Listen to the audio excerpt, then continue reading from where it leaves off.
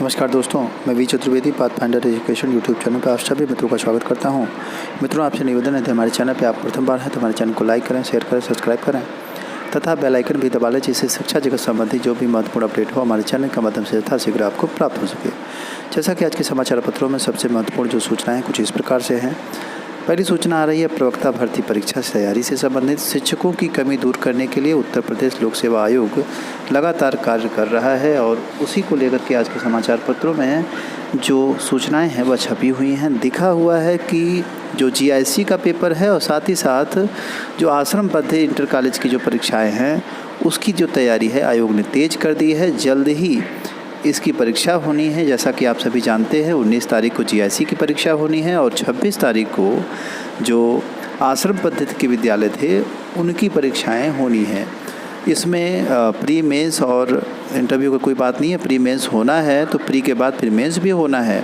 इस कारण इसमें जो है परीक्षाओं पे जल्दी की जा रही है। अगली महत्वपूर्ण अपडेट RO परीक्षा से संबंधित 2016 के जो अभ्यर्थी हैं उनको लेकर के आज के समाचार पत्रों में सूचना छपी हुई है। एक समीक्षा अधिकारी व सहायक समीक्षा अधिकारी RO 2016 के चयनित अभ्यर्थियों की नियुक्ति को लेकर के असमंजस की स्थिति बनी हुई है। हालांकि कुछ दिनों पहले उत्तर प्रदेश लोक सेवा आयोग में ज्ञापन देने गए चयनितों को आश्वासन दिया गया कि 10 सितंबर तक नियुक्ति दे दी जाएगी, लेकिन चयनितों के पुलिस वेरिफिकेशन की प्रक्रिया अभी तक पूरी नहीं की जा सकी।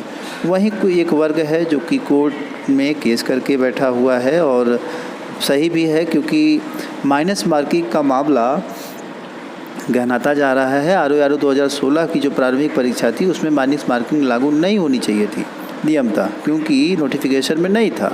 कि नोटिफिकेशन में न होने के बावजूद भी माइनस मार्किंग जो है आयोग के द्वारा जब दोबारा परीक्षा कराई गई तो कर दिया गया, जिसको लेकर के छात्र काफ़ी आक्रोशित रहे और परीक्षा तो दी लेकिन काफ़ी छात्र चले गए कोर्ट, जिसमें कि कोर्ट केस भी चल रहा है। अब आगे जो भी अपडेट्स होगी आपको हमारे चैनल के माध्यम से दी जाएगी।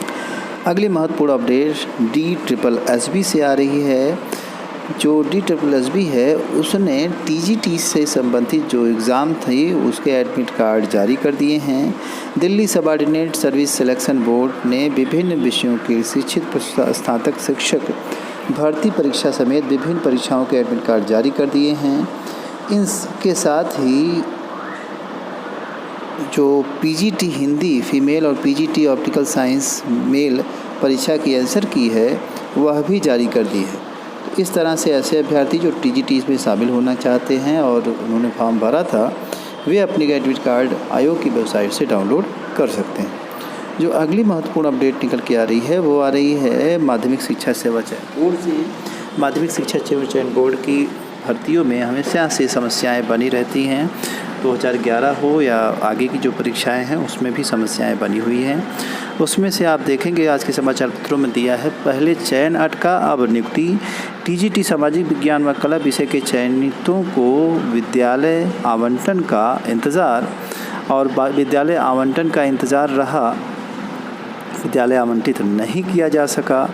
यह एक बड़ी समस्या है। पहले तो चयन नहीं हो रहा था आसानी से कुछ कारणवश और उसके बाद फिर चयन भी हुआ तो अब विद्यालय आवंटित नहीं किया जा पा रहा है, जिससे कि अभ्यर्थी दर भटकने के लिए मजबूर है। अगली महत्वपूर्ण अपडेट निकल के आ रही है, शिक्षक भर्ती के लिए आवेदन लेकर भूला विभाग। ये भर्ती का मामला है 68,500 शिक्षक भर्ती। इसमें बाद में जब रीचेकिंग कराई गई थी तो 139 ऐसे अभ्यर्थी थे जो पुनः जो है चयनित हुए थे।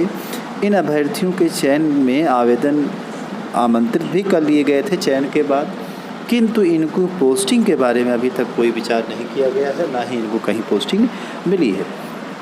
तो यह एक बड़ी विडंबना है कि 68,000 वैकेंसी काफ़ी पुरानी वैकेंसी है और इसमें जो अभ्यर्थी चयनित हुए हैं पुनः से उनको समय रहते नियुक्ति पत्र नहीं दिया गया, तो जिससे कि अभ्यर्थी काफ़ी परेशान हैं और वह तैयारी नहीं कर पा रहे हैं अगली चीज़ों के लिए भी। यह एक समस्या है हमारे सिस्टम में। आप देखेंगे कि जो भी चयनित हो जाते हैं उनको फाइनली जब तक सिलेक्शन नहीं मिल जाता, वो अपने सेंटर तक नहीं पहुंच पाते, तब तक उनके लिए असमंजस की स्थिति बनी रहती है कि आगे क्या होगा। इस नाते वो परेशान रहते हैं, तो उनका चयन समय रहते होगा आवश्यक होना चाहिए।